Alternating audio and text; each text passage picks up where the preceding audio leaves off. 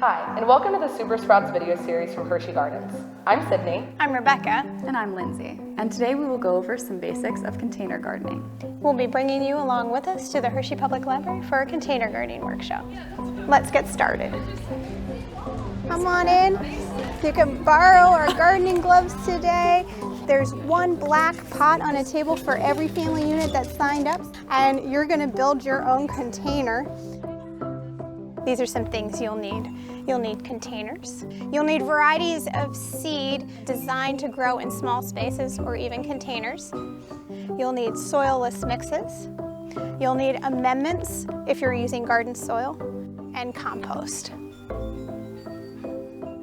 Any planter can be used for container gardening as long as it hasn't been used for anything toxic or harmful. You'll want to pick a container that has drainage holes. And so we're providing you with a very well-drained container. Kids in the room, how many holes are in your container? Yeah, there's 7. Yeah. And that's so that when you water your plants, that water flows through. At least once a week, you'll have to thoroughly water to make sure that you see water running out of the base of your container to prevent mineral buildup that will lead to an unhealthy plant. If your container does not have holes in the bottom, you'll want to select a liner, a plastic liner that does have drainage holes, and set it in the inside. Why would you want to grow a vegetable in a container? You need to eat food. That's a wonderful answer. I love it. You need to eat food. and so you're able to give it all that it needs with your container. So you can move your container to an area where you have a lot of sun. What types of soil do you think you need to use in a container as compared to like soil in the ground? Worm soil. Oh, compost. You could teach this class today. I love it. So worm soil is wonderful. And if you use garden soil, at least 50% of that should be compost. Worm soil is fantastic to use. A container garden mix, a potting soil mix, will allow your soil to be light, airy, giving oxygen to the roots. That's why worms are so important. They get oxygen to the roots. So your potting soil should not be your in-ground garden soil. Select soils that are labeled for a container. This is really light. It's not dense. Most of this is peat. If you wanted a more environmentally friendly option over peat, you could use a product that has more coconut coir. This mix is very light, but it doesn't have a lot of moisture in it. So you'll be adding the moisture to your pot. Over at our table, over by Sydney, we have your plants. So you'll want to make a hole and evenly space your plants out. Anyone in need of a third plant? I've got some basil and kale, 1 spinach here. You need some plants down there. All right. They should be good. Of course, after you transplant any vegetables in ground or in your containers, you'll want to make sure it's well watered to encourage the root growth.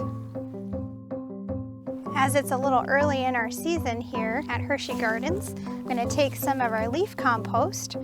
You can find leaf compost at most local municipalities. You can also buy leaf compost, leaf mulch.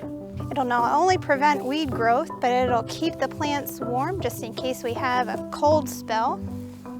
It'll also help maintain nice even levels of moisture. Cowpeas, beans, cucumbers, tomatoes, bush beans, they'll grow very well in containers as long as you select a determinate size or a bush variety. You're going to look again for words like compact, bush, determinate, container variety. It ensures that your plant is only going to grow to a certain size. It's going to be smaller than the traditional variety. So the root system will be smaller, the plant will be smaller, so you'll be able to have successful growth in a container. These plants here, these 2 plants are Space Master cucumber, and as you can already see, we have tiny cucumbers growing on these plants. Cucumber vines traditionally can be 7, 10 feet in length. These compact varieties, you can see these vines are less than a foot, and we have some growth.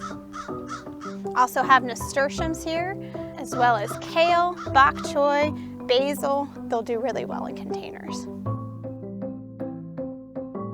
And then we also have these covers. You're essentially making a tent, and you'll pull this around. There's a little tie here you can pull it taut so that you can at least have some frost protection. Some of the disadvantages to container gardening with vegetables is that the only nutrients that the plant has available are the ones that you're providing to it in your soil.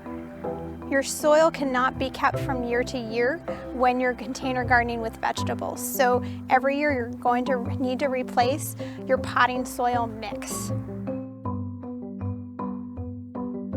You'll also need to make sure that throughout the growing season, you water regularly.